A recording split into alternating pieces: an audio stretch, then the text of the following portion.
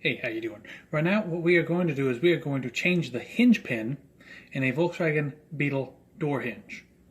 Now, in this particular piece, I am replacing this hinge pin, or this hinge, from my driver's side door, which was set up to have a mirror on it, with this door hinge, which is brand new and comes with a flat hinge pin. Now, this is very difficult to replace when it's on the car, because there is a specific hinge pin puller for Beetle that will allow you to pull this hinge pin out without damaging the side of the door. But since the door curves, your normal hinge pin puller, like this one, won't do it. All you'll do is destroy your door.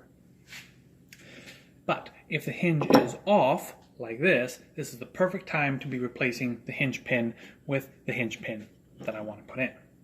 So all I'm going to do is, since I have it, my nice little vise, all nice and locked up tight, I'm going to take this, and this one has a series of push pins. I take the smallest one, put it in, and run it finger snug. I'm going to look right in here, and what you'll be looking for, see in that hole, you can see the top of the hinge pin. Fairly easy, fairly simple.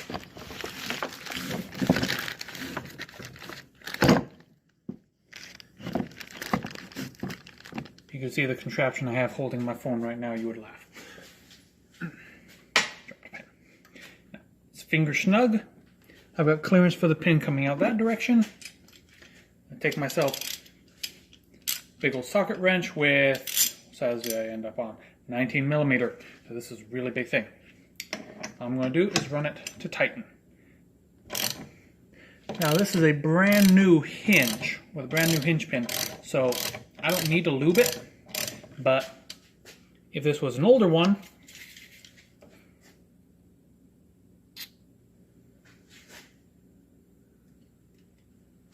a little bit of lube would make it come out a lot easier.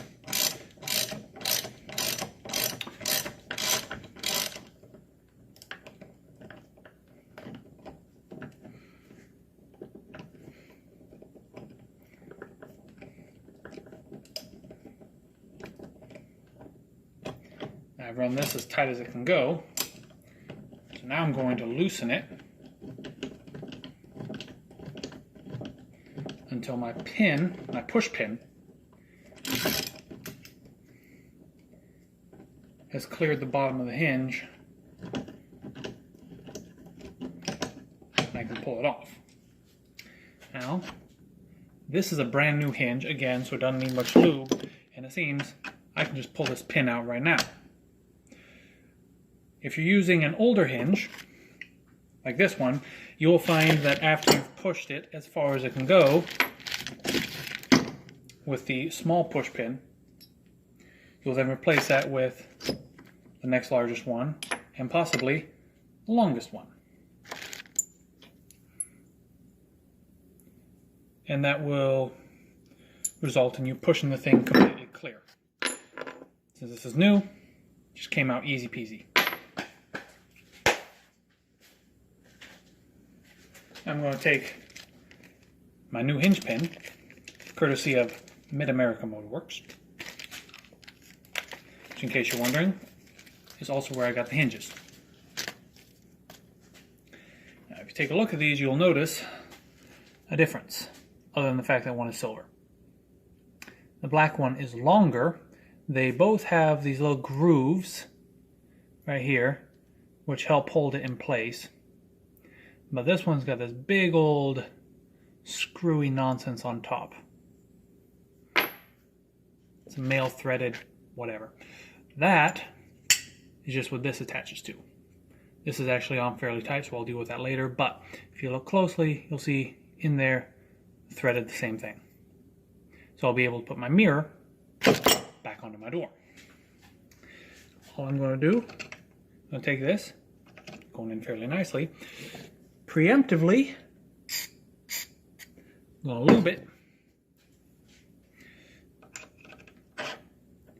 You just push it in. It is not going to go in all the way. That's where this thing comes into play again. I may actually have a little bit of trouble with this one.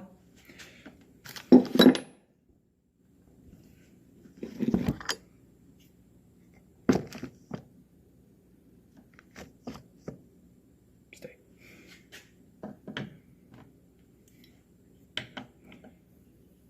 I'll be back.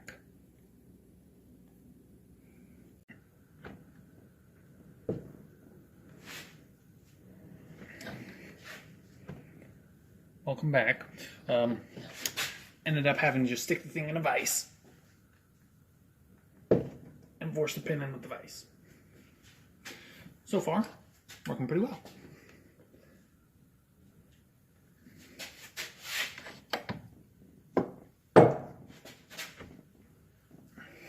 Just about all the way through.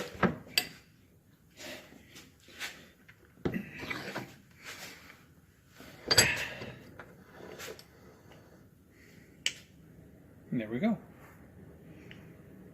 Well seated hinge pin, nicely moving.